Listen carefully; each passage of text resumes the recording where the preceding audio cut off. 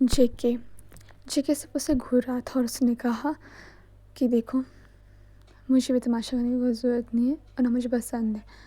हमारी लाइफ में जो भी हुआ, मैं जानती हूँ कि तुम्हें मैं पसंद नहीं हूँ। और मैं इतना भी जानती हूँ कि किसी को हम ज़बरदस्ती पकड़ के नहीं रख सकते। तब भी जेके ने बोला, तुम्हें सब पता है तो तुम ये सब क्यों कर रही हो? हाँ, देखो, हमारी शादी होगी तो हम दोनों की ज़िंदगी ख़राब होगी, समझे तुम? और ज़िंदगी हमारी है तो फैसला लेने की हमारी रिस्पॉन्सिबिलिटी बनती है। तब जेके बस से कह ही रहा था और वो चुप हो गया। तभी फाइन उसने कहा, दीदी ने कहा, जानती हूँ बट सॉरी, मैं इसमें कुछ नहीं कर सकती हूँ। अगर तुम ही हो जो सब कर सकते हो। सर मैं ये नहीं कर सकता, अगर मैं करता तो मैं तुम्हें बता देता।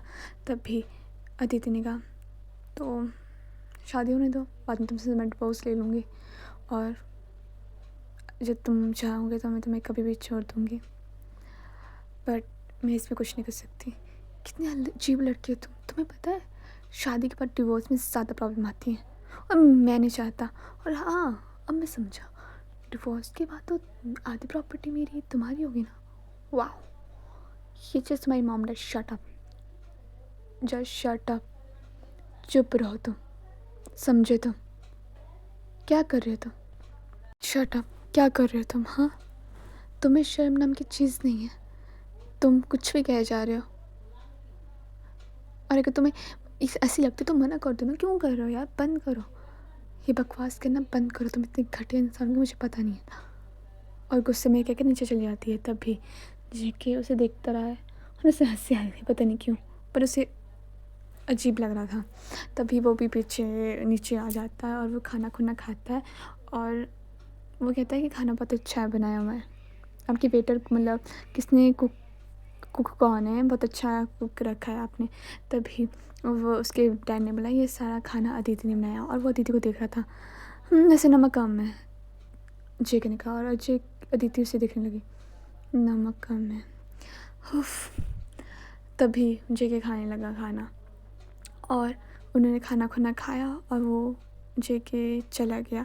जाते जाते जेके ने अदिति को कहा, देखो, एक बार फिर से सोचना, मैं नहीं चाहता कि हमारी ज़िंदगी ख़राब हो और मैं तुम्हारे टाइप का नहीं हूँ और तुम भी मेरे टाइप की नहीं हो। यू नो, मुझे तुम्हारी जैसी लड़की मेरे को पसंद नहीं है, तो तुम ये बात हमेशा याद रखना। और वो चला जाता है। अदर साइड जो वी है वो भी अपना काम कुम करके घर आ जाता है और वो घर में जेके का वेट कर रहा था।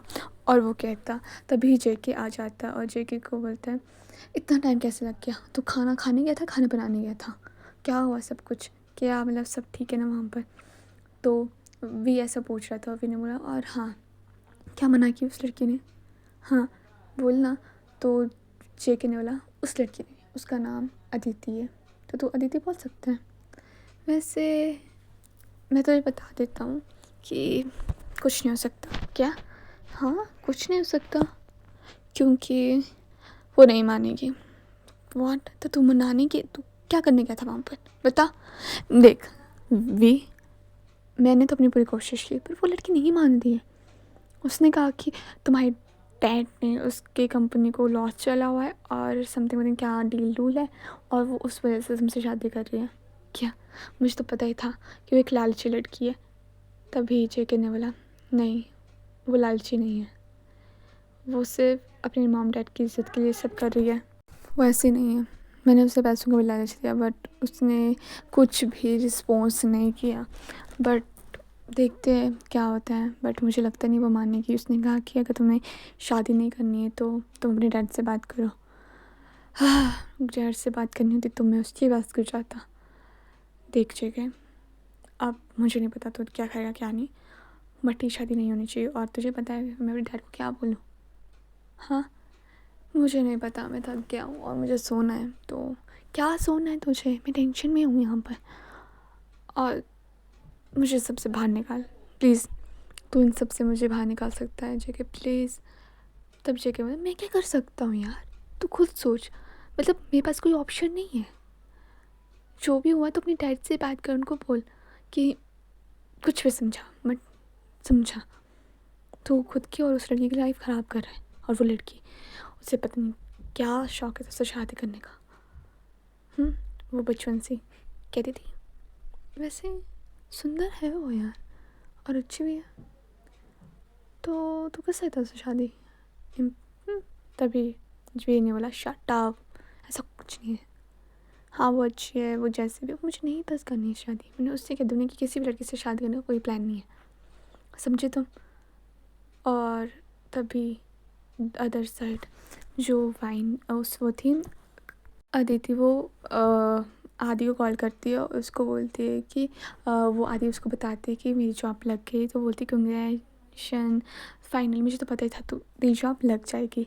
तब भी आदि ने कहा क्या हुआ, तू थोड़ी सी परेशान लग रही है। हाँ वे आया था आज और कुछ नहीं, छोड़, क्या हुआ। मैंने कितनी बार बोला यार उस लड़के से दूर है, वो लड़का नहीं है अच्छा, घमंडी है यार। बात वो नहीं है, बस जानती हूँ मैं, बट इट्स ओके।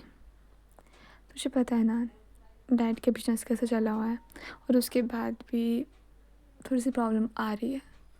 मैं नहीं चाहती कि मेरी वजह से कुछ गलत हो जाए, बट वो बहुत सीधे लड़का है, वो कोई ना कोई तरीका निकाल देगा शादी तोड़ने का। और अगर मैं तोड़ूंगी तो डैड की बेइज्जती होगी। तो अगर वही कुछ सामने से मना कर दे तो वो डील भी मन कैंसिल नहीं कर पाएंगे। तभी वाइन उसने कहा, आदि ने, यार बट तू इस लड़के के साथ है क्यों, मतलब तू बचपन से उसे प्यार करती थी ना, और उसे एक बार भी तेरी फिक्र नहीं हुई यार। इतना एफर्ट तो कोई किसी लड़की के लिए करे तो वो पूजा करेगा उस लड़की की, और वो बदतमीज लड़का। ऐसा नहीं है यार, हम किसी को खुद से प्यार करने के लिए मजबूर नहीं कर सकते हैं। छोड़ो, वैसे एक बात पूछूं। हाँ आदि ने बोला। तो अदिति ने बोला हाँ पूछ लो, तुम अभी उससे प्यार करती हो। तो आदिति चुप हो गई और बोला पता नहीं। तुझे पता है इस बार ना बहुत चेंज हो गया है, बहुत ज़्यादा चेंज हो गया है। चल ठीक है, ये बस ये सब बातें छोड़ते हैं। चल मिलना कब है। तो आदि ने बोला जल्दी मिलेंगे, अभी तो मुझे छुट्टी नहीं है, तो फिर देखते हैं कैसे छुट्टी बनती है कैसे नहीं। बट गुड नाइट, तो ध्यान रखियो अपना, ठीक है। तभी बोलती गुड नाइट, तो भी अपना ध्यान रखियो, और कोई प्रॉब्लम होगी तो बताइयो, ठीक है, बाय।